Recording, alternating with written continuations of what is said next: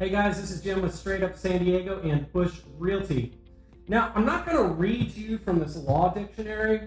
That would be pretty boring and I wouldn't have much of an audience left if I did that.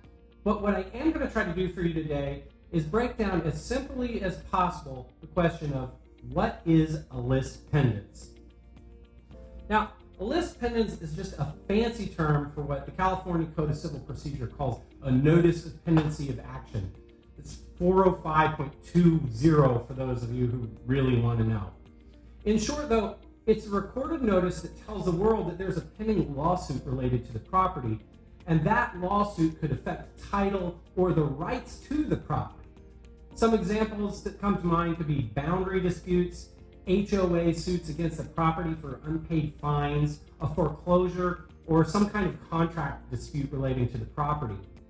So, in real-world terms, what it means is that if there's a lis pendens on the property, it's going to have to be addressed. I mean, shoot, the person selling the property might not even have the legal right to do so, or someone else might have a superior claim to that property. With that in mind, you can be assured that the title company is going to have some concerns about issuing a policy on the property, and that's an understatement. And buyers, well, most of them, they're going to run the other direction. They're going to head for the hills. Now, all of this doesn't mean that a sale is entirely impossible, but it's certainly going to complicate things. But don't panic yet. A lis pendens doesn't always mean the end of a deal. Sometimes a lis pendens might just not have been removed after a previous lawsuit.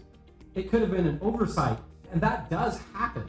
Or it could be something fairly minor. For example, I've seen where a buyer didn't mind giving up a small portion of neighboring property that was in dispute, and a settlement was negotiated, and the sale went forward.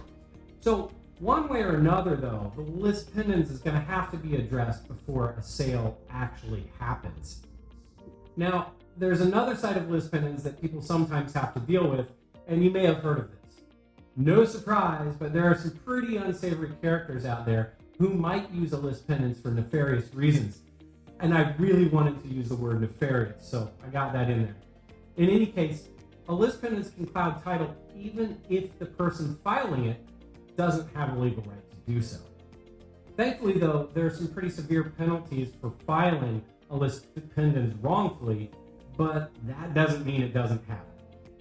All of these things said, what I think you can take from this as a buyer or a seller is that the lis pendens is going to need to be removed or otherwise addressed before a sale can actually happen.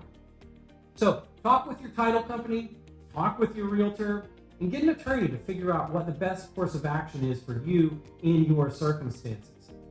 I hope this answered your questions about lis pendens, and stay tuned for more great real estate info on this channel, Straight Up San Diego. Oh, and subscribe.